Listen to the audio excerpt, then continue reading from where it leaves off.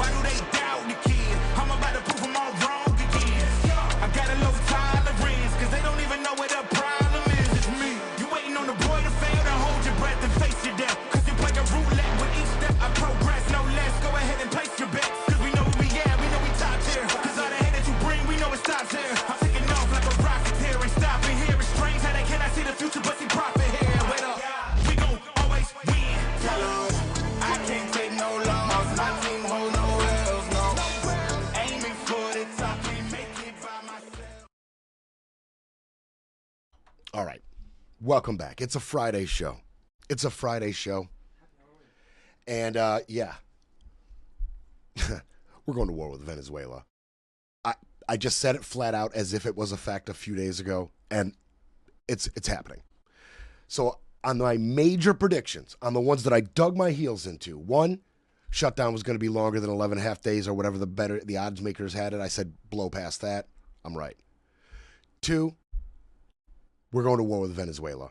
And it looks like I'm right on that one. The big one I was wrong about, and hey, you don't see these sports announcers or these people coming out and saying, hey, I was wrong about these things I predicted. I'll tell you, I was wrong about who was going to be next in the indictments. I thought Bolton was going to be before James. I thought that case was stronger. They'd get the indictment quicker. Nope, they moved on Letitia first. Bolton's next. So I was wrong there. So I'm 2 for 3 on real hard predictions because we are going to war with Venezuela. Okay, that's what's going to be developing over the weekend. 2 separate news outlets are confirming. Now, there are sources within the government, within the military, that are familiar with this matter, that have spoken to the Wall Street Journal and the Miami Herald. We're going to give you a little taste of both. It is confirmed through these sources that the Trump administration has identified targets within Venezuela to airstrike. They've identified targets that are integral to the drug smuggling operation of the Maduro regime. Okay? They've identified targets. They have not made a decision on a land incursion yet.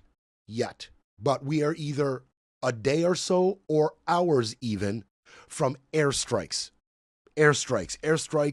on ports and military naval facilities, airstrikes on airstrips and airports run by the government and military airports. Let's be clear. There's no tiptoeing around here. They're not going to play the game of, we're going to strike this port that we believe the smugglers are controlling, or we're going to hit this, out of the way, buried in the forest airstrip that coming in and out of. No.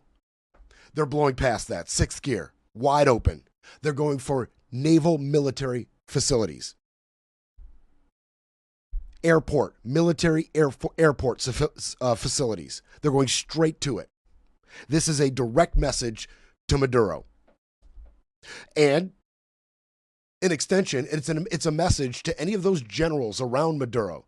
Now, I talked about some of the experts in the region, people who are familiar with the military situation in Venezuela, some ex-military leaders who have spoken about it, and they've said that Maduro's military arm of his his regime is coup-proof. That's what they've called it, coup-proof. But that's easy to say. Now it's going to be put to the test. How coup-proof is Maduro's military, his weak military, filled with out-of-shape and inexperienced militiamen, a small standing army, and an unprepared, unqualified militia. So this is a clear message. The U.S. will not call it regime change. That's not going to be the message you hear, even though they've discussed regime change in Venezuela for months since Trump took office. For months, with guys like Marco Rubio advocating for it. Others high up in the administration advocating for it and have been. Looks like they may have won the argument. Although their messaging will not be regime change in Venezuela. That will not be their messaging. They have carefully cultivated their messaging up to this point. And we have been here every step of the way. Boat strike by boat strike. Memo to Congress after memo to Congress. And there was another briefing, by the way, And there weren't a lot of details coming out of this recent briefing that the military council sat in on. But the Dems definitely left saying, we are not getting answers. They also said there was a stark lack of legal representation out of the administration. Not only did they really try to explain legally their right to blow these people out of the water, but they sent kind of a skeleton crew of lawyers to do it. The Dems aren't happy. They're still not happy. The basis for which we are doing this is still, it seems, completely illegitimate. The only people talking about the legitimacy of these boat strikes is the Trump administration and the most sycophantic Republicans on the Hill. Your Kennedys, your Grahams, the worst of the worst. They're out here advocating for it as well, but they're the only ones. Within the military, we've seen an admiral retire over this. Just 2 years into his post, number one in CENTCOM, number one in that region in terms of hierarchy in the Navy, quit. International lawmakers across the board, this is a violation of human rights. And now others are coming out that way. And we'll get to that. So no land strikes have been ordered yet. Boots on the ground. But the airstrikes are coming. The airstrikes are coming. And let's just be clear.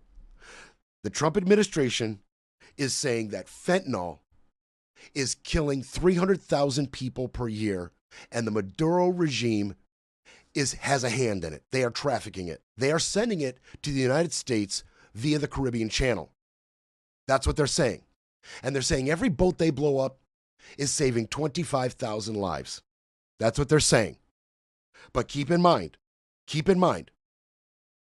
American deaths by drug overdose is down, really down. Not only is it down to 80,000 now, that's 27% better than the year before. 27% better than the year before. We're down to about 80 to 88,000, depending. Drug overdoses a year to Americans. Trump will tell you 300,000. Just can't even give you the right numbers. It isn't bigly enough, so he's got to make some up. And it is true that fentanyl is a big problem. The fentanyl-related overdoses are spiking. 48,000 of those drug overdoses mentioned is fentanyl. Around 22,000 is cocaine. And that's what's actually coming from Venezuela. International experts will tell you. Drug trafficking experts will tell you. One after another will tell you. Colombian cocaine through Venezuela is certainly a thing. It's definitely an issue. It's 100% happening. But not fentanyl. Fentanyl is produced in China, produced in Mexico, moved through the border, brought in through the Pacific channels. Everyone will tell you that, except the Trump administration. They will lie to you about it. Let's just be really clear about what they're saying they're doing this for. Okay? And they're coming out and saying things. They're saying that Venezuela is a hub for terrorist activity. A hub for terrorist activity. Marco Rubio says, you have a narco state in Venezuela run by a cartel. This is an operation against narco terrorists, the Al-Qaeda of the Western Hemisphere, and they need to be dealt with. And I talked about it before. Him invoking Al-Qaeda is not an accident. It's not a coincidence. It's not a one-off. They are using the same guidelines that Obama went after Al-Qaeda. They're trying to use the same guidelines. They're saying, like Al-Qaeda, these narco-terrorists are non-state combatants. They're not localized with one place. They're non-state. They travel. Their illegal activities and their terrorism spans across borders. So they're non-state combatants. And we were given the authority in the Obama administration by Congress and the Supreme Court to wage war on these people in this manner, in the manner that Trump has appropriated now. Although there's a big difference between the narco-terrorists and Al-Qaeda. The Trump administration, Marco Rubio, would like to muddy that line, would like to muddy those differences, would like you to see these people as Al-Qaeda. There's precedent for doing these kinds of strikes on Al-Qaeda. So they want to use that same rationale here, and they're going to hit that talking point. They've mentioned Al-Qaeda a number of times before, and here comes Marco doing it again. Doing it again. Rick Scott, Skeletor, a little smartass, comes out and says, if I was Maduro, I would head to Russia or China right now. And it's funny because Russia actually just released a statement kind of in support of Venezuela in the face of these attacks. Russia has come out and said a few things. Sorry about that. I'm trying to bring Scotty in here. Here we go. Hey there. What's going on? Hey, what's going on, Scotty? You're talking about that, and the Washington Post 7 minutes ago put out an article that Venezuela pleads with Moscow for help. In it, their documents that they reviewed shows Maduro drafted a letter asking Russia for missiles, radars, and upgrade to aircrafts, as well as letters he's going to be sending out to China and Iran. So, little axis of evil, here we are again. Sprouting up here. Yeah. Here we are again with another axis of evil, right? The battle lines are being drawn as we speak. Am I saying World War III will kick off over Venezuela? I'm not saying that. Am I ruling it out? Nope. Not going to rule it out. Not going to rule it out. Especially as Trump goes after Brazil, goes after Colombia. If Venezuela, enemy of my enemy, if Venezuela, Brazil, Colombia all have a renewed kinship, anti-imperialism, anti-regime change out of the U.S., and they are backed by China, Russia, and Iran. Nicaragua came out as well. Is it only a matter of time before North Korea does as well? Yeah. So, battle lines are being drawn. Let's just keep an eye on it, right? Battle lines are definitely being drawn. President Trump has been clear in his message to Maduro: stop sending drugs and criminals into our country. The president is prepared to use every element of American power to stop drugs from flooding in, said Anna Kelly. Now, there's this guy, Jeff Ramsey. He said a lot of things in this article, this Wall Street Journal article. I'm in that one right now. You should check it out. He's a Venezuelan analyst. And he said, and I thought this was interesting, he said this is the U.S. really putting to the test the claim that Maduro is weak and the military will flip with just a gentle push.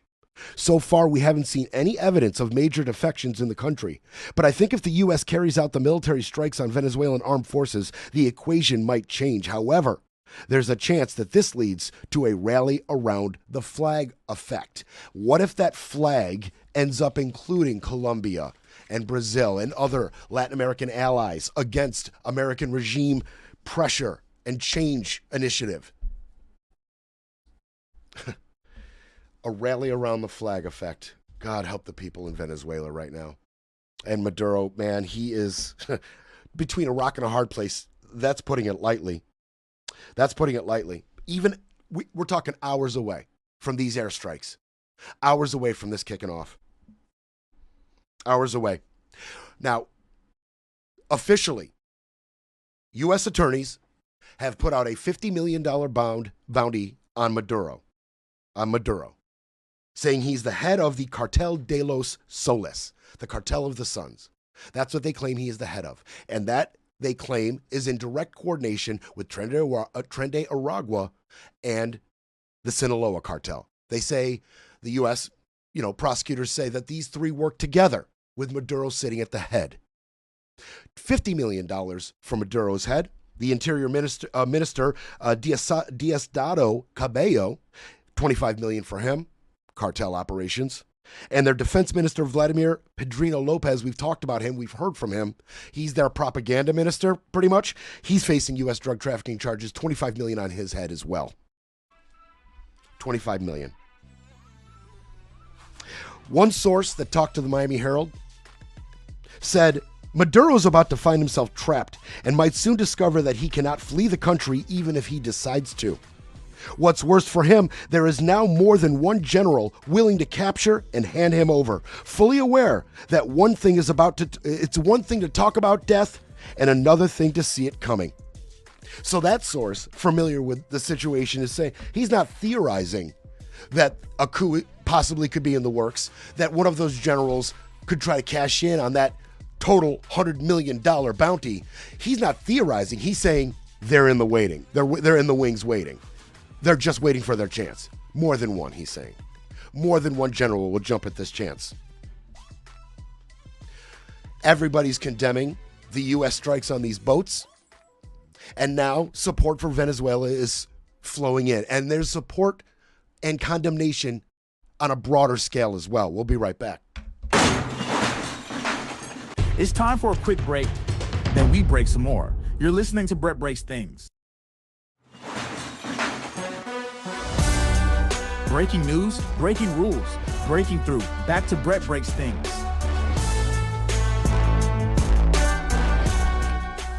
Friday show, baby. Yeah, you know, it's funny, things are moving so quickly around here. I had originally started to dive into some of the Venezuela stuff as I was getting to some of the shutdown stuff we're going to get to eventually, and we will get to it today. But, man, the reports out of the Miami Herald and the Washington Journal, they just came out one after another. The Herald was a little prior, right? The Herald was prior to the Journal was first. Okay, so, you know, those came out, and we just had to move it up. We had to move it up. And it's funny because I'm talking about how upset the Dems are with a lack of explanation out of the administration's legal counsel over these strikes. And I'm talking about international pushback. I'm talking about international support for Venezuela in the face of airstrikes in their border. But even broader than that, and in some ways a little more influential, depending on your point of view, the stuff out of the UN, the pushback out of the UN is now becoming official, okay? It's becoming official. There's this guy, Volker Turk. He's the UN High Commissioner of Human Rights. Now, a few months ago, when the strikes began ramping up, you know, a couple months ago, I think early October was the first strike maybe, he wrote a letter. He wrote a letter to the U.S. government that countering drug trafficking was a law enforcement issue, and the lethal force was only justified as a last resort against individuals who pose an imminent threat to life. Okay? And he said, quote, based on the very sparse information provided publicly by the U.S. authorities, none of the individuals on the targeted boats appeared to pose an imminent threat to the lives of others or otherwise justify the use of lethal armed force against them under international law. So that was like a precursor. Okay? The strikes began. He wrote the letter, right? Little less official. Hey, I'm the human rights guy at the UN. You know, the UN that you're a permanent Security Council member of, you know, kind of the face of. Could you not with the international violations of human rights? Could you not with that? Well, now it's more official. He's come out and he has officially condemned the Trump administration's military strikes. He's saying flatly, even if they're carrying drugs, you blowing them up, it is a violation of human rights. You need to be investigating them. And so now we need to be investigating you. We need to be investigating these strikes. We need to investigate. You need to be investigating we need to be investigating the strikes itself. You're doing no investigation. You're not arresting people. You're not detaining them. You're not finding out who on the boat is a drug smuggler or a member of a cartel and who's just kind of getting a ride back to Trinidad or some other innocuous reason to be on the boat. He said in a statement released on Friday that there is no justification under international law for the strikes that have killed 61 people. These attacks and their mounting human cost are unacceptable. The U.S. must halt such attacks and take all measures necessary to prevent the extrajudicial killing of people aboard these boats, whatever the criminal conduct alleged against them. Okay? Now, I have to note, this is more symbolic than anything else. Okay? This is more an official rebuke of the U.S.'s actions because he has no actual authority over the U.S., who I said is a permanent member of the Security Council. There's nothing he can do to them. He can't level sanctions. He can't do anything actionable. But this is just a very official stance out of the UN. An official stance out of the UN. You want to know what another official stance out of the UN has been? That for the last 33 years, the U.S.'s U.S. sanctions, the U.S. Economic sanctions on Cuba, they've condemned them too. For decades, the UN has condemned them. That is official, right? That's a stance, right? We've had these embargoes, these sanctions on Cuba for a while now, and every year, year in, year out, the UN condemns them. Okay? So it's time for this little song and dance once again, right? It's time for this little song and dance to spark up once again. Mike Waltz heads over, our UN ambassador to our U.S. ambassador to the United Nations, Mike Waltz. He heads out there to defend the administration, the administration's position on this embargo. Okay, wants to defend it, defend their actions, say why it's silly for the UN to condemn these actions, right? So he wanted to say his piece. He wanted to have his piece. Okay, so he heads up to the podium. Mr. Waltz does, and he attempts to defend the U.S.'s position of sanctions on Cuba. And this is how this played out. This was something, and I wanted to share it with you. I did, so we found time for it. Here we go. This is Mike Waltz defending U.S. actions against Cuba. Some of you, many of you, frankly, some as recently as this morning, tell us privately that since the regime cares so much about this vote, that you just want to appease it. You just want to kind of go with the flow and go with the crowd. That's what you tell us privately. But, colleagues, let me suggest today that you do something different this year.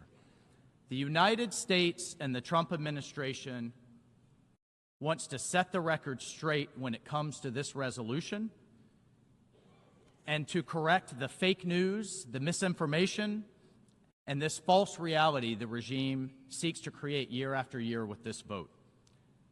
The facts are this is an illegitimate and brutal regime that seeks to cast itself as the victim of aggression while plainly describing itself as, quote, the enemy of the United States. Oof. It's located just 90 miles off our shore. It conspires and it collaborates with enemies and adversaries of the United States against our interests. The facts are that this regime supports terrorist organizations around the globe. It is allowing mercenaries to fight in the war in Ukraine.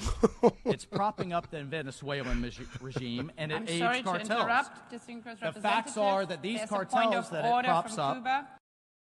Okay, now I'm stopping it right there real quick.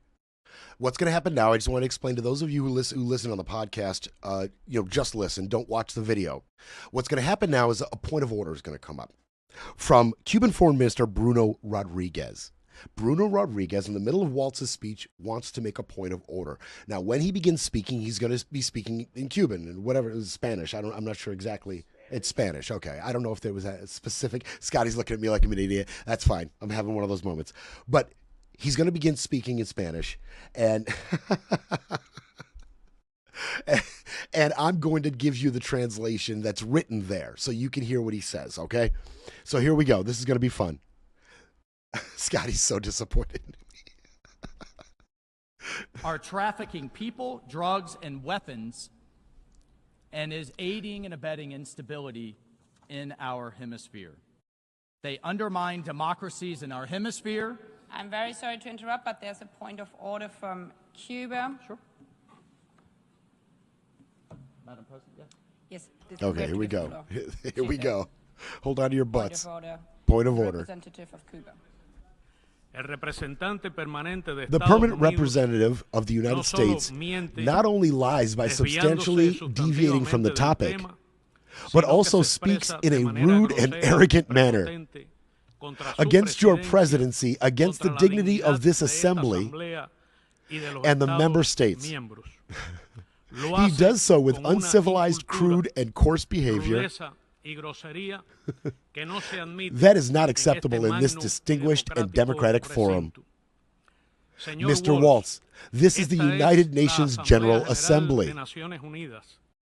This is not a signal chat, nor is it the House of Representatives. Yeah, don't forget, it's that Mike Waltz. Whoops.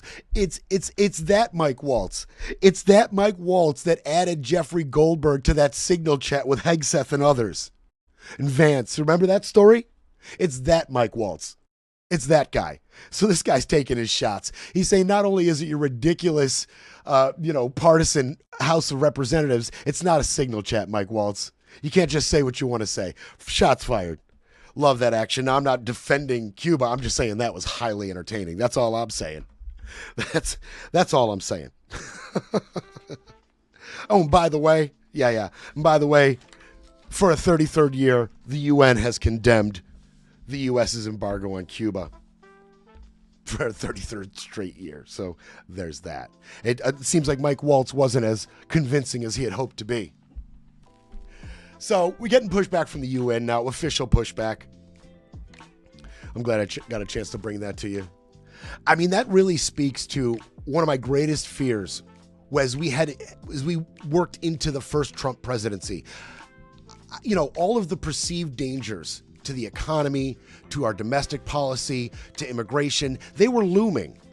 But at its face, I was so worried about U.S. perception on a global scale.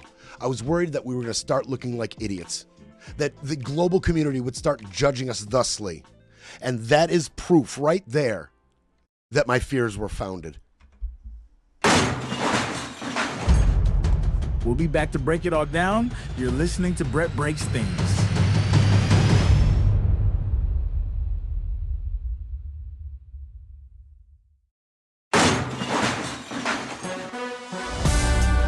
You're back with Brett Breaks Things, because silence isn't an option.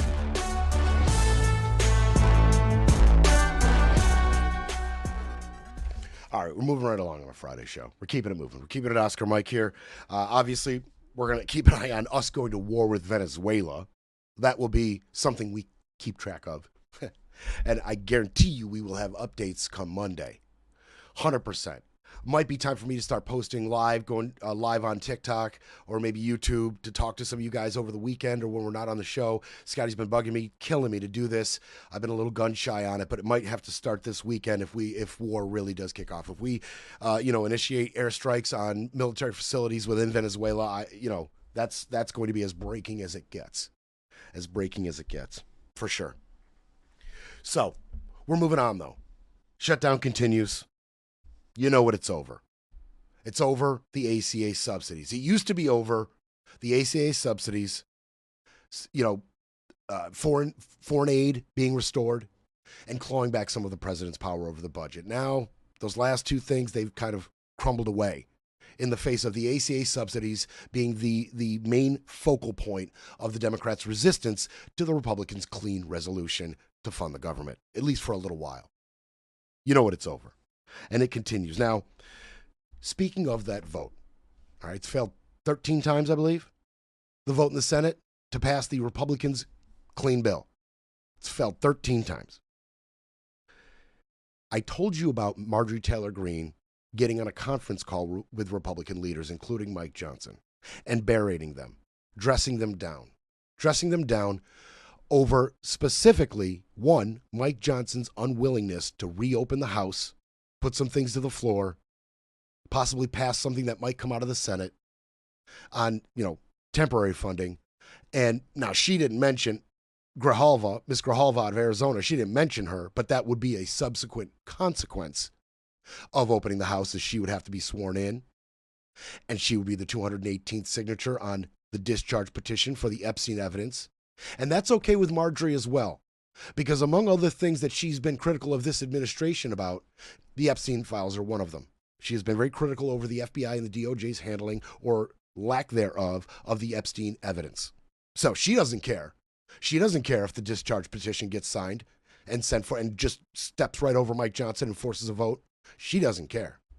So she dressed him down. The other thing she talked about, why haven't they ended the filibuster? Why haven't they ended the filibuster? With the filibuster, there's almost an unlimited amount of debate that can take place. And the Senate has to get to cloture, 60 votes to force a vote. That's the crux of what's going on with, legislation coming out of the Senate. Needs 60 votes. The nuclear option has been bantied about. Biden, he talked about it.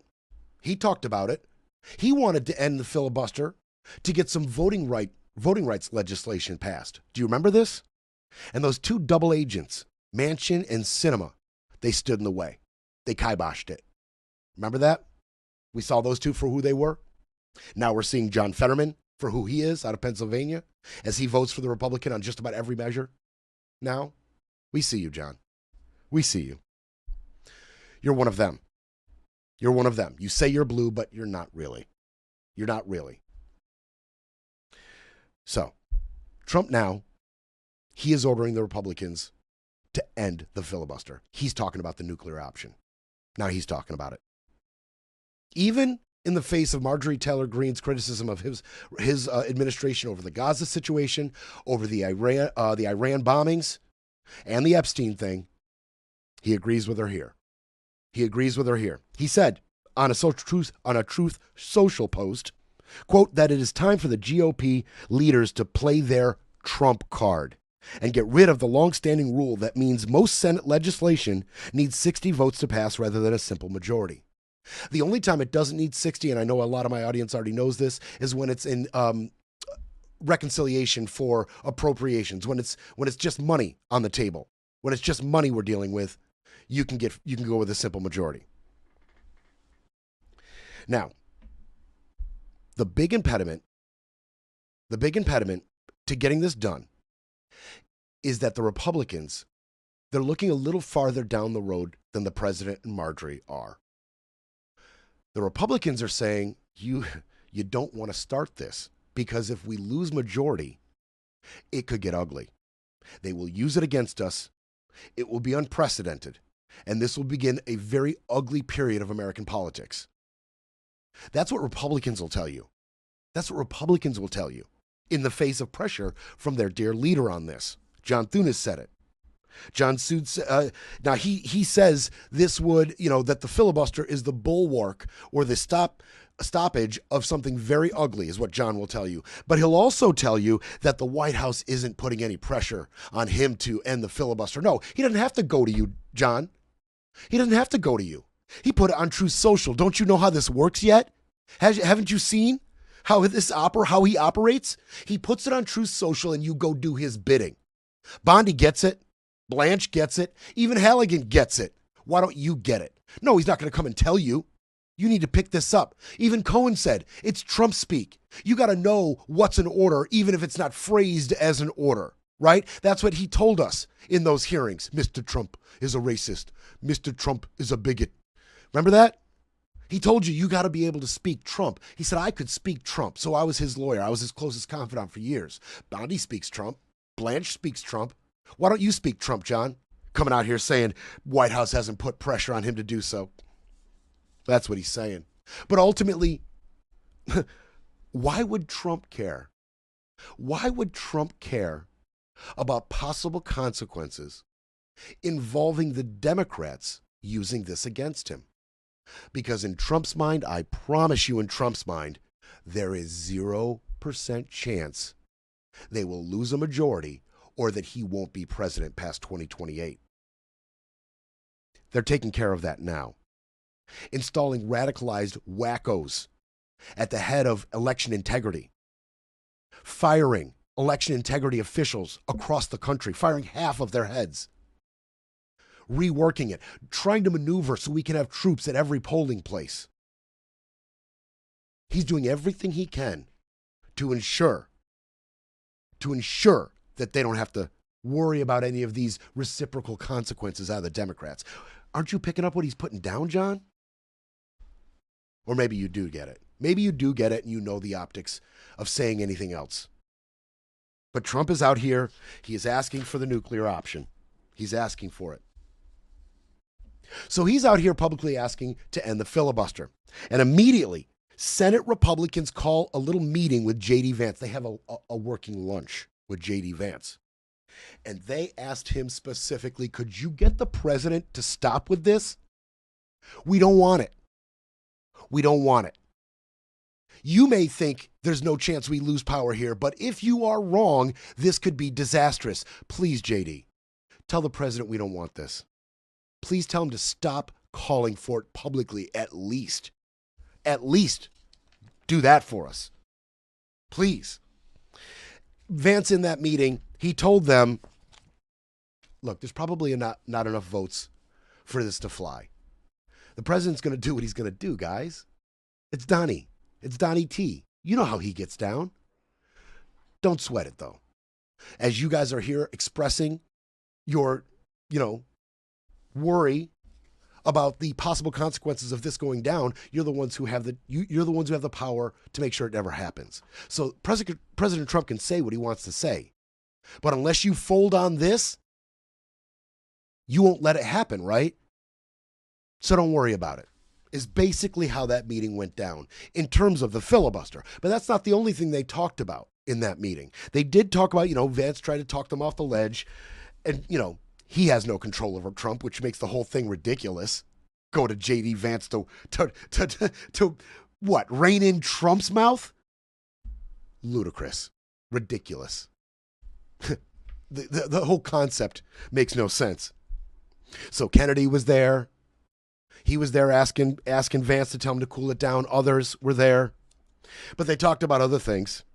They talked about Trump trying to take the blue slip traditional process away. Republicans shouldn't adhere to that anymore. They wanted to talk to Vance about that. The blue slip, tradition, when there's a judicial nominee from a particular state, those senators have to return their blue slips, which is like A-OK. I approve. And if they don't return the blue slips, that's an impediment to that nomination. Trump wants to do away with all that. He's doing away with all traditions and norms. They talked about that. They talked about, hey, we may want to do something on SNAP. This is becoming a big problem. Vance said, nope, no rifle shot bills. I don't like it. President doesn't like it. So John Thune then later comes out and says he doesn't like it, even though they tried two similar measures already, funding the military and funding the TSA and air traffic control workers. They liked the rifle shot measures then, but when they failed, all of a sudden the new messaging out of this meeting, officially, no more rifle shot bills.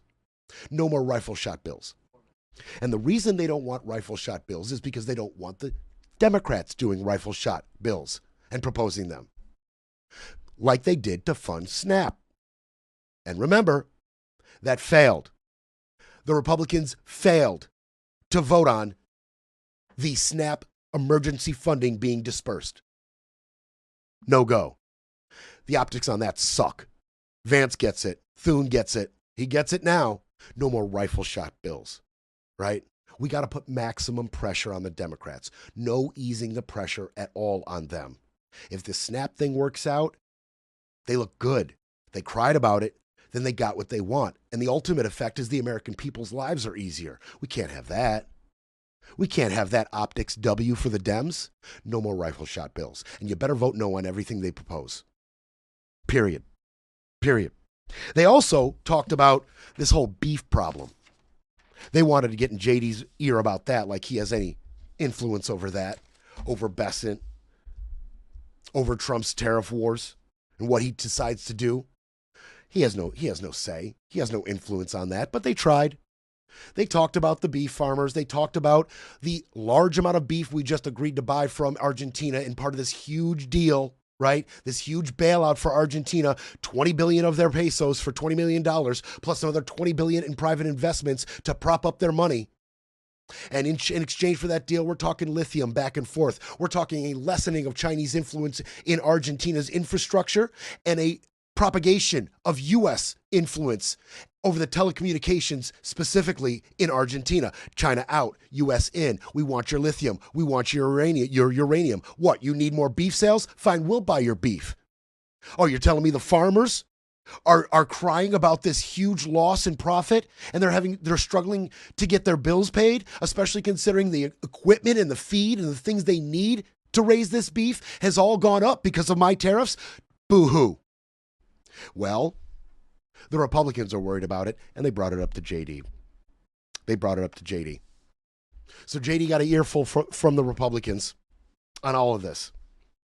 He got an earful. Not that he has any influence one way or another. He has no influence. And by the way, as far as that SNAP thing goes, we got a big-time W coming. Yesterday there was a hearing in the U.S. District Court for Massachusetts, in the District of Massachusetts.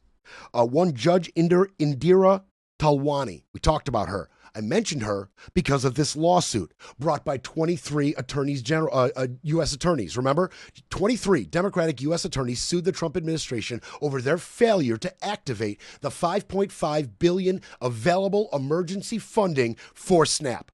Trump administration says, nope, can't afford it right now. Can't do it. Sorry. Judge Talwani, there was a hearing yesterday. She will make her decision today. Hasn't been made yet. Is that what you're checking right now, Scotty? Hasn't been made yet, but there was a hearing yesterday. I want to give you just a little bit of what she said, okay? Just a little bit of what she said. She said that Congress has put money in an emergency fund, and it is hard for me to understand how this is not an emergency.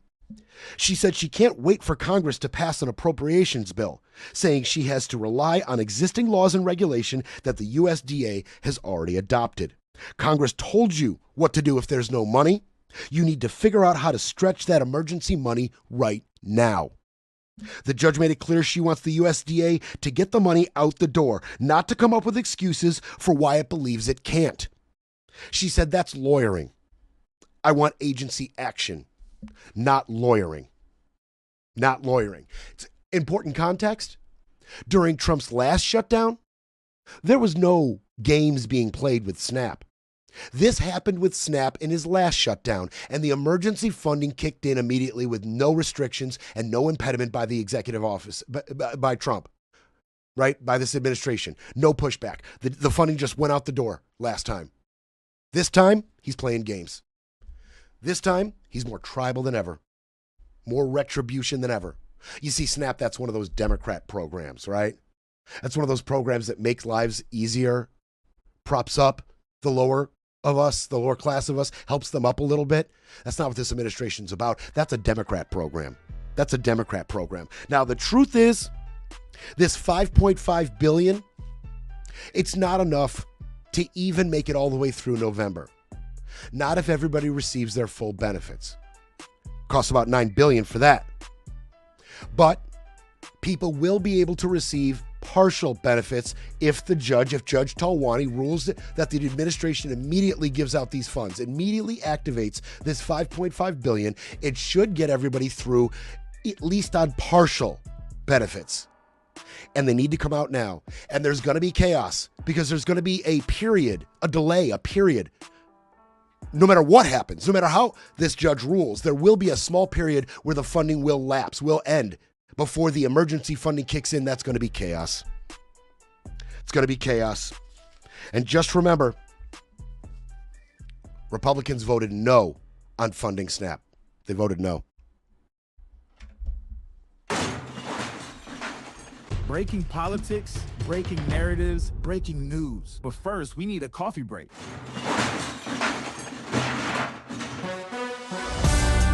Brett breaks things. Fighting for America, one mic drop at a time.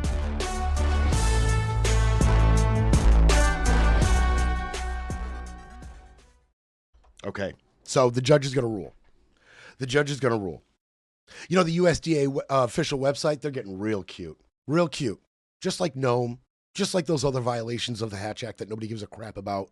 The USDA website, when you go to look and try to find out about, your food stamps, what would happen with this $5.5 billion? Should it be released? How would that affect you and your family? If you go to looking for that information on the official website, you are met with, the well has run dry. We are approaching an inflection point for Senate Democrats. They can continue to hold out for health care for illegal aliens and gender mutilation procedures, or reopen the government so mothers, babies, and the most vulnerable among us can receive critical nutrition assistance. That's on the USDA's official website. I mean, if that's not a violation of the Hatch Act, you might as well just get rid of it. You might as well just get rid of it. It's completely impotent. Completely. It's a non-factor. It's a non-factor. Now, Mike Johnson's out here trying to defend it. Of course he is. They shove him out in front of the camera to defend every despicable policy out of this administration. And so, he wanted to come out and defend it. And he said that Congress did not authorize money for this contingency fund to be released. He says Congress has to authorize that. All right. The Democrats are saying Congress did authorize it when they created the emergency fund, you jerk. That's what the fund was for. That was congressionally appropriated money in an emergency fund for SNAP in an emergency just like this. just like this. The administration came out with a statement defending itself. The administration itself said the case should be dismissed because the contingency funds are meant for disasters, not cases in which Congress has failed to appropriate funds for the program. And because the money isn't enough to pay a full month of benefits, which would force states to reduce benefits and create substantial chaos. Well, they're right about that. They are right about that. But that's not a reason not to release it. They're saying, not only, he said, not only is this not a real disaster, and that's what he thinks about your situation, America. You not receiving these SNAP benefits, that's not a disaster for him. Hell no, it's not a disaster for him. He's got a ballroom going up, big full plates with billionaire buddies. No, SNAP running out is not a disaster for Trump and his administration. It's a disaster for you. No doubt. He's saying it's not a disaster. Emergency funds, not applicable here. Not applicable. And he's also saying if we should do this, it'll be partial funds, and that'll create chaos. You're right about that, administration. It will be partial funds, and it will create chaos. But that chaos is much more preferable to the chaos that will ensue with no benefits, period, no emergency funds being released at all. That chaos we are looking to avoid. So pressure is mounting. Pressure is mounting. John Thune says no more rifle shot bills. That means no more bills hyper-focused on one area of appropriation. While he's saying that, there is another bill right now being formed in the Senate that reportedly has 62 senators on board, supported by 62 senators, a measure to fund SNAP. 62 are on board. Is John going to bring it? He says no more no more rifle shot bills is what John says. No more rifle shot bills. And here's the rub. Here's the down and dirty. Here's where little snake in the grass Mikey Johnson comes in. Even if the Senate should pass something on SNAP, say, the House isn't in session. There's nobody there. The House would have to pass it too. So it doesn't even matter. It would be symbolic. Doesn't even matter because Mikey Johnson not bringing the House back. Not bringing the House back. Pathetic.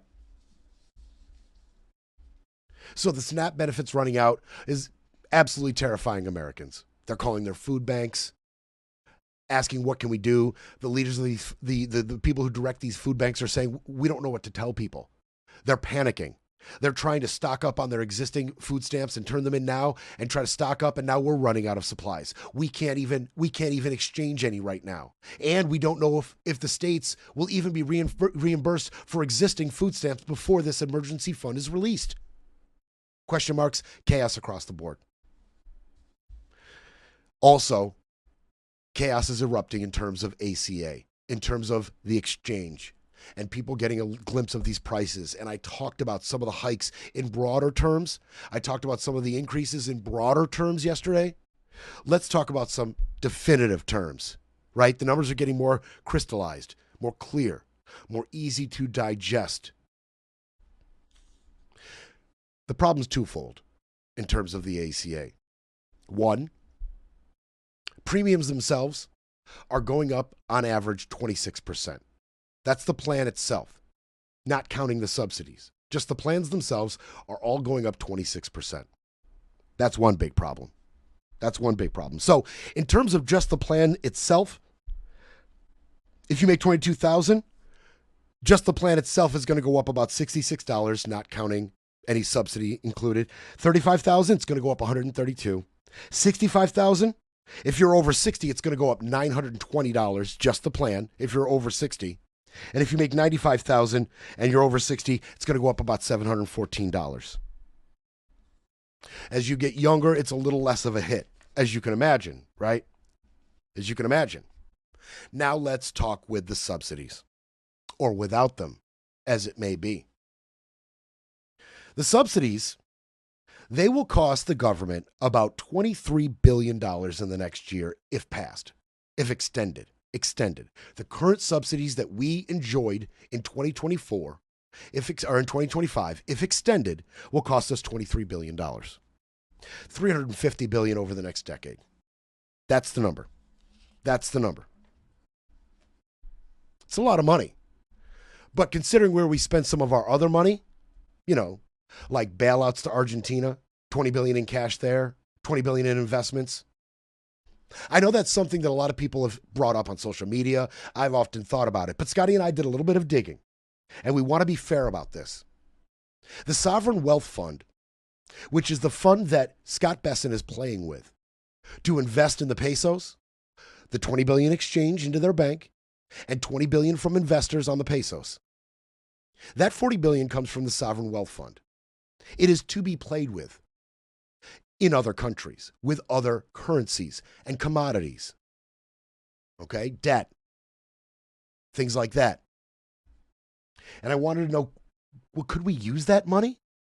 Man, $40 billion to Argentina. Imagine just half of that going to Snap. Wouldn't that be awesome? It can't happen. Not without reform. Right now, as the law currently stands, you can't use any of this fund that Bessent is playing with for domestic use, for domestic economic use. Can't be used that way. Can't bolster, an area of production or subsidize or invest anything domestically. Just can't do it. They could reform it. They could reform it so that this little tranche of money could be used in times of emergency for other things like this. But right now, as the law stands, can't do it. So I just wanted to be honest about that as our minds take us to the next reasonable step when you talk about a $40 billion bailout to Argentina, and in the next breath we talk about a $5.5 billion emergency fund in SNAP. What if that was $40 billion? How far could that stretch? When your mind takes you there reasonably, just know that it's not a possibility. At least not right now. So, since we can't divert that huge tranche of money, and Trump's not going to take the $300 million for the ballroom and put it into SNAP, we know that, right? We know that already. And there's other places he spent money, but we can't release this 5.5. The ACA subsidies, though. Now, if you're making $22,000 or less, this won't be a giant deal. And this is what the Trump administration was pointing to when they were being very misleading with their data, and wrong. Not only misleading, but very wrong. The numbers that they had released were the most the plan is going to go up is $50. That's what they had said. $50 a month is going to be the increase. Okay, they were talking about the $22,000 and below only. They didn't mention the numbers for the higher brackets. They just mentioned that. And even that $50 a month was a lie. It's actually going to be $66. So if you're making $22,000 or less, you used to pay $0 with subsidies for your plans. Now, you will pay $66 if there are no subsidies. Not a huge hit, but go tell that to somebody who makes $22,000 or less a year. Pardon me. If you make $35,000, on average, you paid $86 for your plan with subsidies. Without the subsidies, on average, you'll be paying $218 for your plan. And then it starts to really get worse. And it starts to get to the brackets of people that you may know or you may be in. If you make $65,000, your average plan across the age thresholds was $460. If the subsidies should expire, you'll now be paying, if you're 60, $1,380 on average. If you're 40, it's $656. And then it gets worse. $95,000. If you make $95,000, you used to pay, let's say age 60, you used to pay on average $673 with the subsidies. Without them, you will be paying $1,387.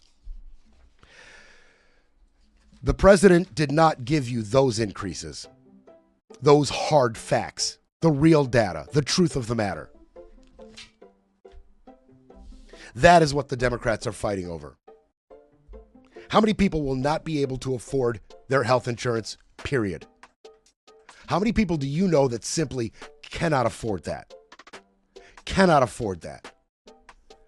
You think somebody making $35,000 can reasonably afford $600+ in insurance? I mean, It's unreasonable. These subsidies, they are the crux of this Democratic fight. They are what it's all about. It is a cause worth fighting for. And Republicans know it as well. That's why they're in meetings behind closed doors begging for some type of negotiation on this. We're going to come back for a long segment. It's a Friday show. I promised you we'd go long, and we're doing just that. We'll be right back. It's time for a quick break, then we break some more. You're listening to Brett Breaks Things.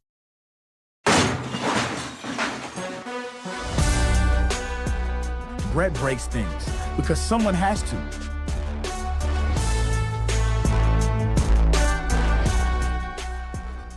Okay.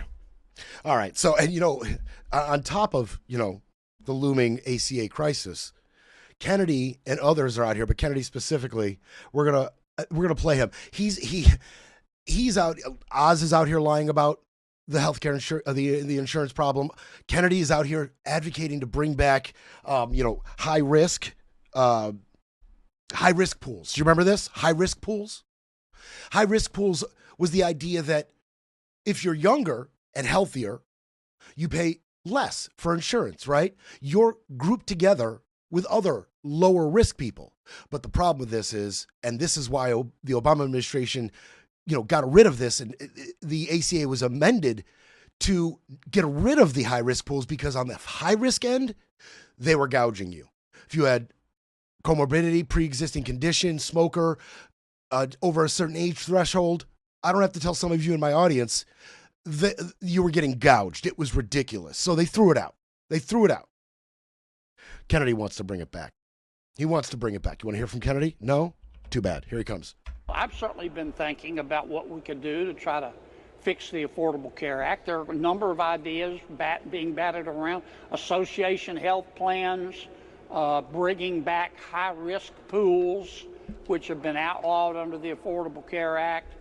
I think a lot of young people who are very healthy, in between jobs, would like to buy a high-deductible health insurance that's not necessarily long-term. You know what would also be good for young, healthy people who maybe don't make as much as you, Mr. Kennedy?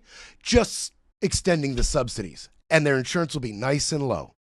Nice and low. Depending on how much they might make, it could be less than $100. They'd like that too, Mr. Kennedy, and that way we don't alienate those with pre-existing conditions or health risks or the elderly. Can we do that? Do we have to target another group? Bring back something that we outlawed for a reason? Oz is out here lying about Obamacare as well. You mentioned at the top that you want medications to be affordable, effective, and safe for Americans. We're speaking today on the day that window shopping began in the Affordable Care Act program on those marketplaces, and that shows that unless those tax credits are extended, those subsidies, the average plan will increase for Americans by somewhere around 115%. Do you believe that Congress should extend those subsidies so that most Americans do not receive significant increases in their premiums? Where'd you get that 115% number from? Kaiser Family Foundation. They retracted that. That data was run inappropriately. They changed the messaging on it. Go back and look at the website. Here's the truth. The window shopping is already revealing that the average American is going to pay who's on the ACA between 100 and 400% of poverty level, is going to pay $50 total next year. It's going to be $13 more than this year. So there can be a lot of hair pulling and scratching and mudslinging, but the fundamental reality for most Americans is that although it is an increase in spend, that's not the big issue. The big issue is the fundamental flaws within the ACA as they were created 15 years ago. We want government reopened so that we have people working, running the numbers, trying to help experts, actuarials, insurance company experts, to try to figure out more holistic ways of dealing with the bigger challenges that we face in America with increasing costs, which I don't think the enhanced premium tax subsidies, which were created for COVID, designed for COVID, they were short-term initially for a very, just a year, then extended until this year just to get through COVID, and I think we all agree that COVID has passed. So therefore, COVID-era subsidies should also pass. Okay, so you heard him. First, he lied about how much the average person will pay, and he only mentioned the amount for $22,000 and below. Just know that. He only went for the numbers for the $22,000 or below. And he put it at $50 on average. The truth is, it's $66 on average for them. And then he declined to talk about the drastic increase as you go up the pay scale, which I just laid out to you. I'm not going to rehash it. So he's just going to come out and lie. Period. This is your job now. Mr. Oz, Dr. Oz, this is your job now. The radicalized weirdo policies coming out of this administration, your job is to now go in front of a podium and lie for them. Explain it away. It's what your job is now. So he comes out and he lies. They know the numbers. They know the numbers very well. Now, I'm going to switch gears a little bit. As we're talking about Obama, I'm going to switch gears a little bit. There's a gentleman by the name of Taylor Taranto. Taylor Taranto was a J6 tourist. He was one who was convicted of offenses on January 6th. He was one of those tourists that were just persecuted by the radical left, right? Had to be pardoned by Trump. Those 1,500 people, he was one of them that got a pardon for Trump over January 6th. He was one of them. Well, in 2023, he was rearrested. This gentleman, Taranto, he took a post from Donald Trump and kind of ran with it. Got a little overzealous. What post from Trump am I talking about? Okay, so Trump goes on Truth Social and he reposts a snippet from an op-ed piece from 2017. In that op-ed piece was Obama's address, clearly written in one of the paragraphs in this 2017 op-ed piece. Trump takes the screenshot of Obama's address and posts it on Truth Social. Then this guy, Taylor Taranto, reposts it, posts some insane crap, then gets in his car, makes a bomb threat to the address, circles Obama's block in his car, gets pulled over, gets arrested. He was charged with illegally carrying 2 firearms without a license, unlawfully possessing ammunition at the time of his arrest, and convicted of the bomb threats. All right. So he gets convicted. And there's a sentencing hearing. Okay, so Mr. Taranto goes to a sentencing hearing, and it's in front of U.S. District Judge Carl Nichols. And there's a sentencing memo filed with suggested sentencing for this man's crimes. They are filed by 2 U.S. attorneys. In this case, one Carlos Valdivia and Samuel White. So these 2 U.S. attorneys, they file a sentencing, right? What they think he should get. In that sentencing, there was some language in there that somebody didn't like. Because these 2, right after they filed the sentencing suggestion, the paperwork, they were both fired. They were both fired right after they filed it. Why? Why were they fired? Well, in the sentencing suggestion, in that file, there was specific wording about, one, he was part of a mob that carried out a riot. In one paragraph of the file, and I read it, it said in one paragraph like 5 different times, right, grouped together, part of a riot and a mob, part of the January 6th riot, during the riot of January 6th, and it detailed his involvement and why he was sentenced the first time, why he was convicted the first time. It had details of it in there. It also had details in there where he got the address and the idea.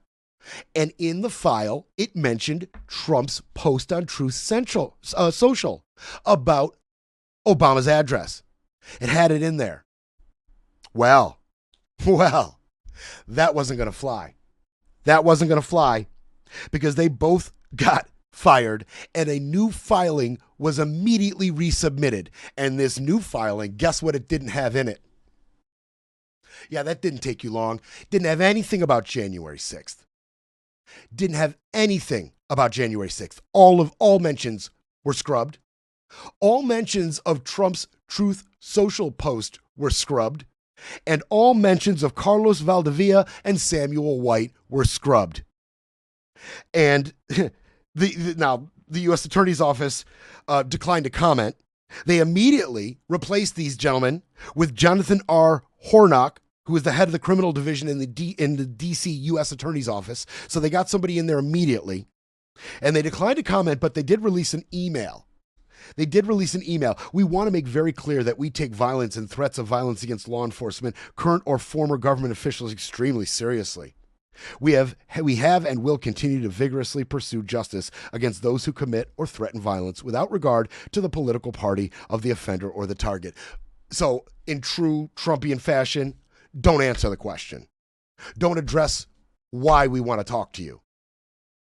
We wanted details on why these two people were fired. We want to hear you say it. Instead, we get the propaganda. We get the spin. Of course we do. But here's what I submit. These two wanted the smoke. They wanted all the smoke. They knew what they were doing. And by the way, the judge loved these two. The judge said, quote, praised the two, the judge Nichols praised the two prosecutors who were removed from the case, Carlos Valdivia and Samuel White, for doing an excellent and commendable job. He praised them for doing an excellent and commendable job on the case and said it was some of the best work he's seen within the highest standards of professionalism. I guess the DOJ didn't confer or consult, rather, with Judge Nichols on this firing. Guess they didn't ask his opinion. How about that? I say, and by the way, Nichols was sentenced, they asked for 27 months. Nichols was sentenced to 21, but he had done about 3 years. Waiting for his, in pre-trial detention. So they gave him time served. And then a few more years of being watched like parole. I contend that these two guys, they wanted all the smoke. There's no way they didn't know what they were doing. This was a little pushback. This was just a little show of integrity. You want to know why? We suggest 27 months. We'll tell you why. And we'll give you the context. And we won't pull any punches. We won't soften this to soften up the administration's opinion of how we file. Nope, we're going right at it. Dude's a January 6th rioter. It was an insurrection, and he got the idea from President Trump and a Truth Social post. They pulled no punches. They wanted the smoke. They knew what was going to happen. That's my opinion. Because, if these guys, and they were experienced, upper echelon U.S. attorneys, the judge loved them, professionalism, the whole deal. If all of that is to be believed, they knew what they were getting into. Especially in the climate that the DOJ currently lives in. They knew the deal. So they got fired. Fired. And as we're talking about the DOJ and its cases, couple updates I want to give you. The Comey's legal team, they filed 2 more motions to throw this out. They're saying that they botched the indictment and there was a misuse of the grand jury process. They also say that they're accusing him of a lie that he never told. Now, it gets deep in the weeds. Don't forget, this is also on top of a motion that this is a vindictive indictment and unconstitutional, and that Miss Halligan was unlawfully put into her position. And they ran down Miss Halligan, too. They added some other stuff about Halligan. They had a lot to say about Miss Halligan. But these 2 new motions have been filed. It gets deep in the weeds, but they're basically saying that this prosecution, this indictment, stems on what he told Ted Cruz. And the lawyers are contending what he told Ted Cruz wasn't a lie. It wasn't even a yes or a no. It was really nondescript. It was non-committal what his answer was. And you can't really paint what his answer was as a lie or a truthhood. Because what he did was he referred back to previous statements during testimony. He never said actually to Cruz, I did not order McCabe, and it was come to find out that it wasn't really McCabe. Maybe it was this guy Richmond that the whole lie surrounds. Don't forget, they're saying that Comey directed, now they're saying it's this guy Richmond. They're saying Comey directed Richmond to leak details of an investigation to the press.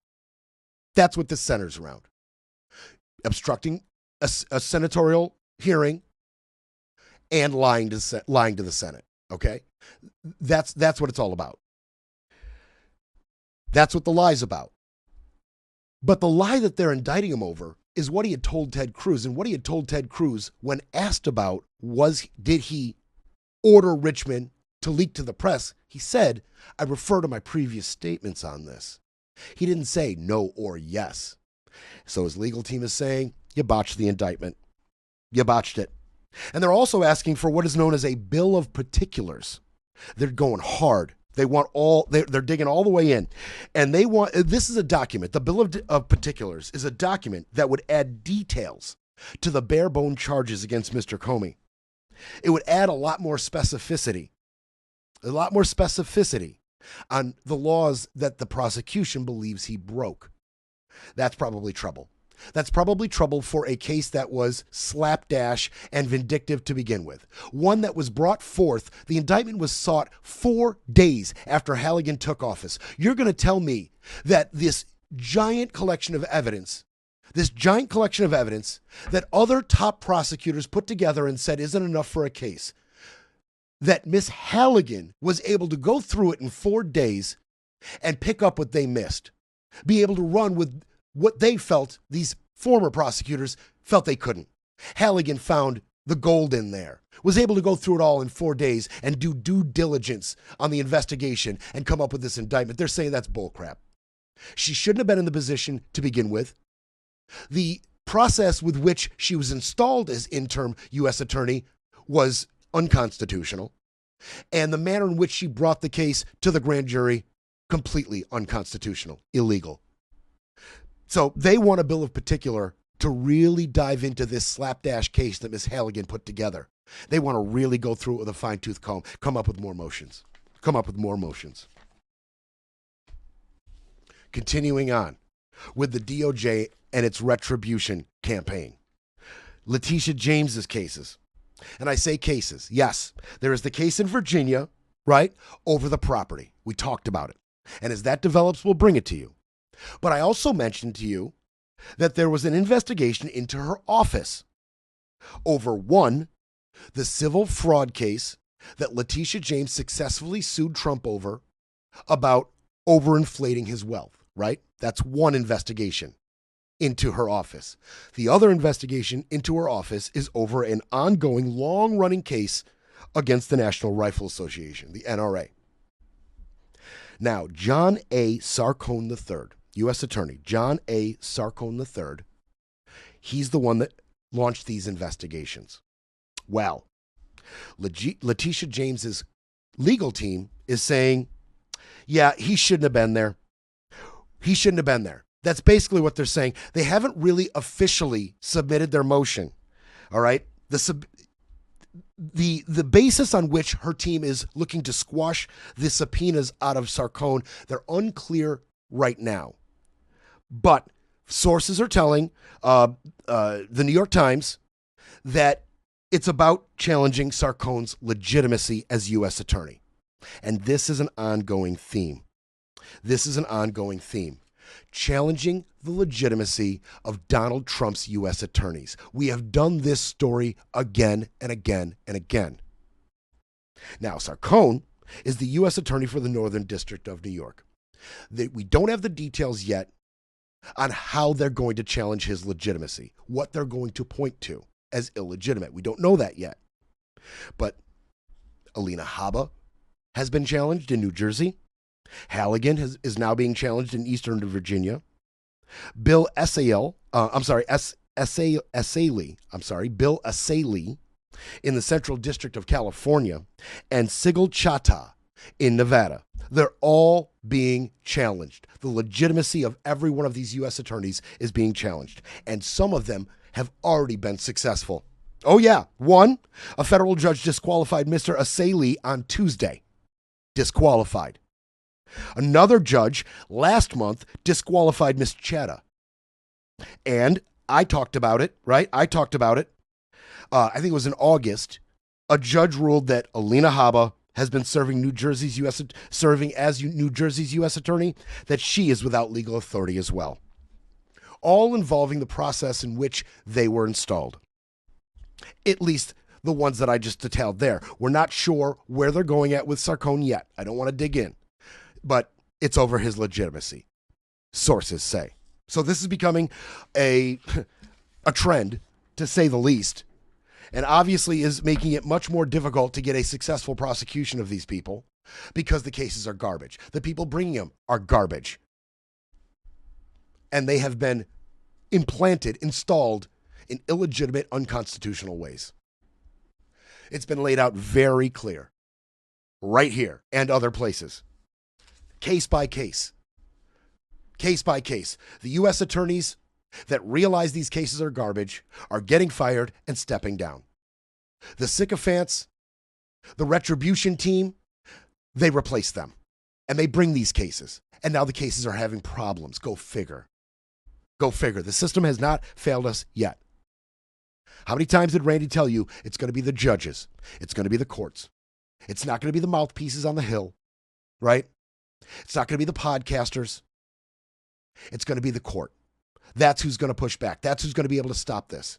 It's going to be the court. And so far, that is definitely the case. Definitely the case. We've talked about all the cases against these executive orders that Letitia James and other U.S. attorneys have been filing against the administration. Some successful, some ongoing. That's the fight in the courts. In the courts. The judges that are blocking troop deployment. It's in the courts. A judge ordering the Trump administration to release emergency funds. The courts. The battle is ongoing. There are W's. There are wins in some of these battles. The war is ongoing. The war is ongoing. Speaking of wars, Trump's tariff war. Let's talk about it real quick. I wanted to get to this.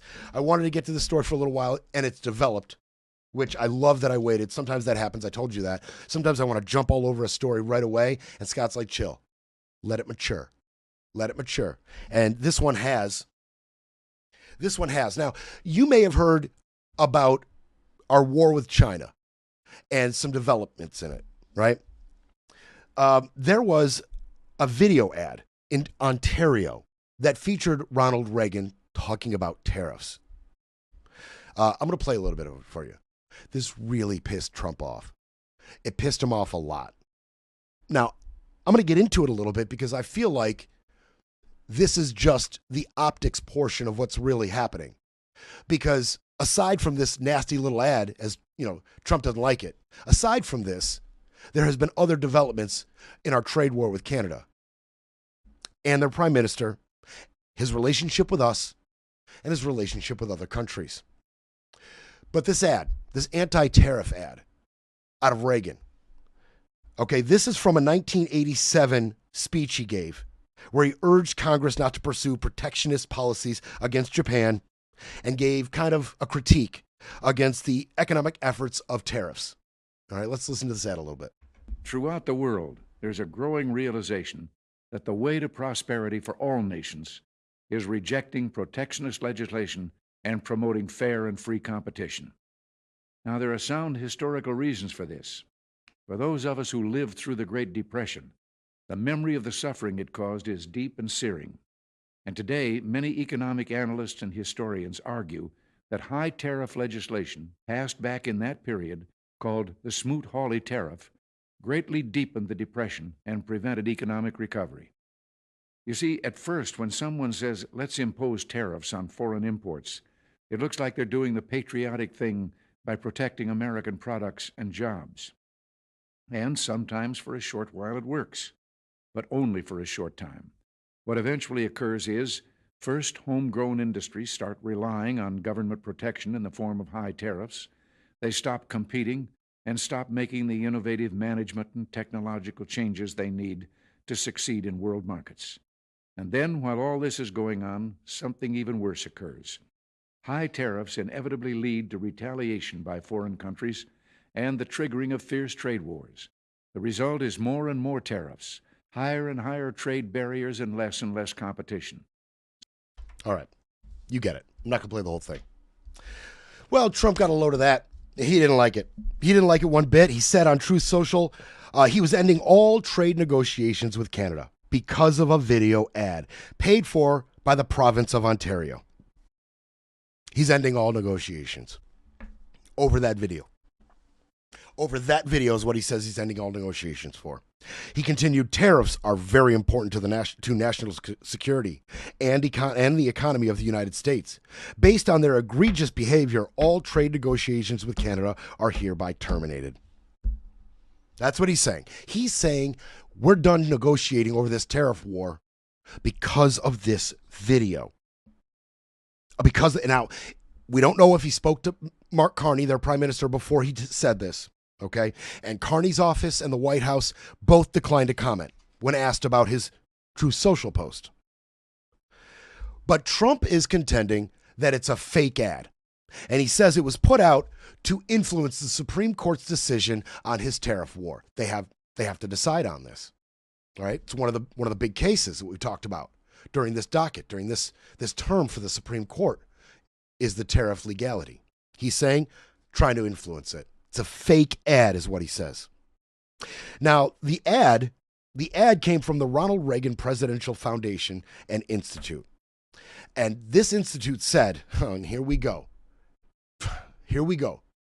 co-signing this guy's garbage. They said in a statement that the Ontario ad had used selective audio and video from Mr. Reagan's address. He said the ad misrepresents the presidential radio address. And it didn't really clarify how it misrepresented it, but they're saying they misrepresented it. A classic case of you didn't just hear what you heard. No, that's a misrepresentation. You didn't hear clearly the words coming out of Mr. Reagan's mouth right there. You didn't hear what you heard. The Reagan Presidential Foundation Institute out here co-signing his crap. And they didn't even say it was fake. They just said it was out of context, a misrepresentation. They didn't even say it was fake. But here comes Donnie. Right after they put out that little press statement, here comes Donnie. The Ronald Reagan Foundation just announced that Canada has fraudulently used an advertisement which is fake, featuring Ronald Reagan speaking negatively about tariffs. No, Don, that's not what they said. It's not what they said, you freak. You doddering old man. That is not what they said. Now, the context. Heavy tariffs on some of the most critical imports out of Canada. You know they've been leveled. Tariff war with them. He's out here saying Canada should be the 51st state. You know they love that. This is all playing out while the Blue Jays beat the Dodgers, are beating the Dodgers in the World Series, by the way. 3-2. If Donnie gets a wind of that, I don't know if he's paying attention, this could heat up even more. That the Canadians are in here beating an American team. Uh-oh. But what's this really about? Well, I'll tell you what I think it's really about. You see, just a little bit ago, Carney made his second visit to the White House to try to ease this tariff war, to try to negotiate, to try to work something out, to help both countries. And they got nowhere. And then Carney comes out and makes a statement and says that Canada's old relationship with the United States is over, and said in a economic policy address that he wanted to double Canada's exports to destinations other than the United States over the next decade. Okay, so he comes to the White House, didn't bend the knee, comes out and says our old relationship is over, and then says we're going to go look to other trade partners around the world. And right after that, here we go. Carney and Xi meet. They talk. Carney and Xi talk. And this is big. This is big because this is the first formal meeting between these two countries since 2017. Their relationship sucks. It's terrible. This is the worst foreign relationship Canada has, period. Their relationship is horrible. It has been marred by mistrust and humiliation. They are currently engaged in a brutal tariff war of their own, and a recent poll showed that the only nation Canadians trust less than the United States is China. Why? I'll tell you why. In 2018, A Chinese telecommunication executive was arrested in British Columbia under an extradition request by the United States. So what does China do? They went and imprisoned 2 Canadians in response. Now, they were all swapped eventually, but that wasn't that didn't help relations. Didn't help relations. Then in 2022, President Xi, he scolded Trudeau. There was a reception in Indonesia that they both attended. And at that, Xi accused Trudeau, you remember Justin Trudeau, the old Prime Minister of Canada, if I didn't give that context.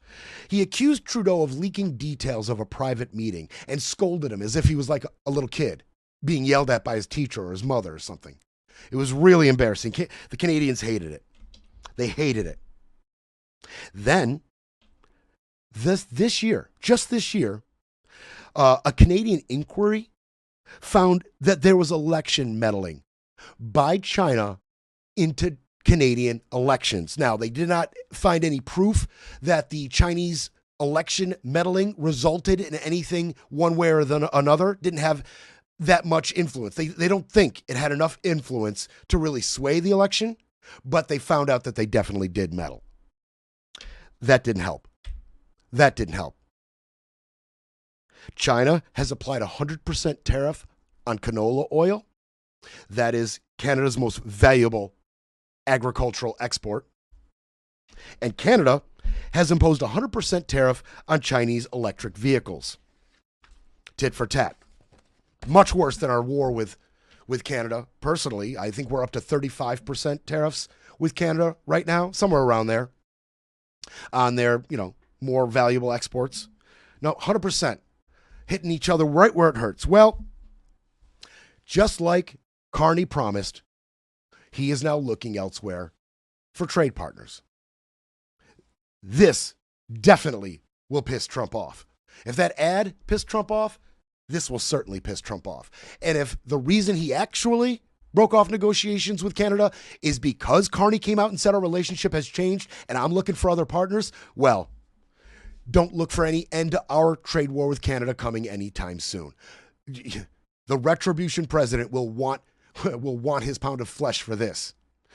Carney and Xi met. They had a 40-minute meeting. It went well. Now they're planning another meeting in Beijing. Oh yeah, it went well.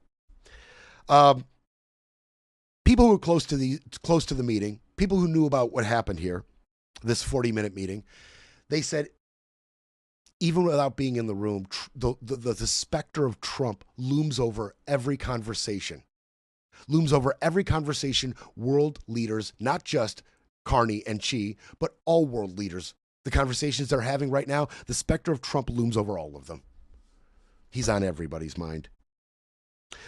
He said, this guy Roland Paris, an international relations professor at the University of Ottawa, said, Trump is the invisible presence in every meeting between two leaders in the world today. For Canada, the primary overriding imperative is managing our relationship with the United States, our closest trade partner. But if it's possible to achieve relief on Chinese tariffs, then that would be a great thing. Now, no deals were announced. Carney said on Friday, today, he said, this meeting is long overdue. We now have a turning point in our relationship. And a Chinese government a summary of the meeting, they didn't actually respond to it or give a statement, but there was a government summary of the meeting. And it said that Mr. Xi told Mr. Carney that China was willing to work with his country to bring China-Canada relations back to a healthy, stable, and sustainable track as soon as possible so as to better benefit the people of both countries. So looks like Carney is following through. Couldn't work it out. Wouldn't bend the knee. Wouldn't bend the knee to our dear leader. And so now he's looking to China. China, the focus of what we're doing over in Argentina, China being the supplier of their 5G network, their telecommunications hub, the infrastructure portion of their telecommunications, all provided and run by China. China in Argentina providing money for uranium and lithium mines in Argentina and netting the profit. The U.S. wants them out of there.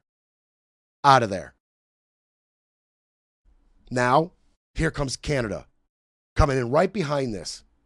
And now they're going to open up trade relations with China once again. They're going to ease their tariff war. They're going to reset their relationship. You think Trump likes that? You think that's in Trump's plans? Our closest neighbor and ally? Getting all cozy with Xi. You think that pisses Trump off? You know what else pisses Trump off? I guarantee you what pisses Trump off is there have been two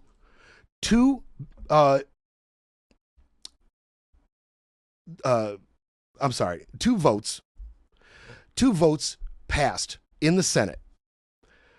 2 resolutions.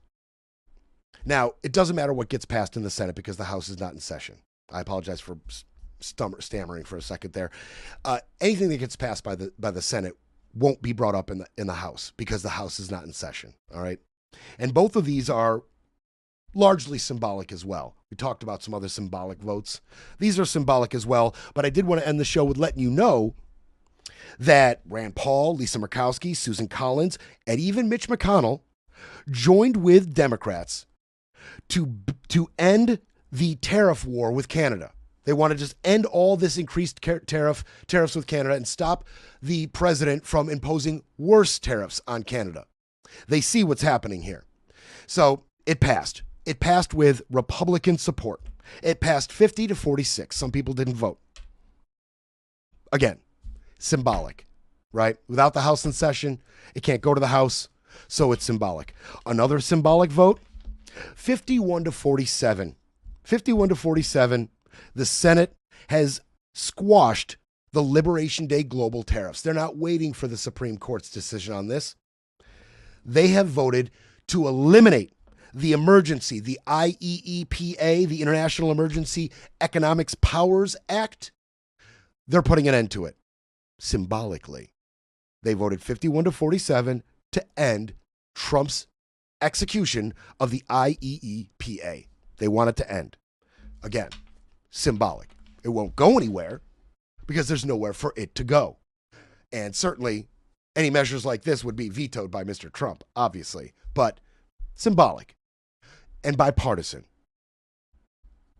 Now, the president is right to be highly focused on the Supreme Court's decision because that's ultimately what's going to decide all of this. Senate can do whatever it wants. House can be out of session, whatever. It's going to be on the Supreme Court. And we'll let you know when that one's being heard and when a decision may be soon to come. A lot of these are going to get kicked down the road a little bit. We'll see if that's one of them as well. But of the cases that the Supreme Court in this session is going to hear, this is obviously one of the most influential and will affect your life the most. So we'll keep track of that. We're probably going to war with Venezuela maybe by the end of today, probably over the weekend. I may give you a little live update. Check for TikTok or YouTube. If you've not subscribed to me on those, go subscribe. Just go to TikTok, put Brett Breaks Things, subscribe. That way, if you are on TikTok, and this would be a good reason to get there if you're not adversely opposed to it, you'd see me. You'd get notified when I went live, gave you some kind of update, posted something. Check it out, because I may be going for the first time live this weekend as we are getting ready to invade Venezuela. Enjoy your weekend, kids.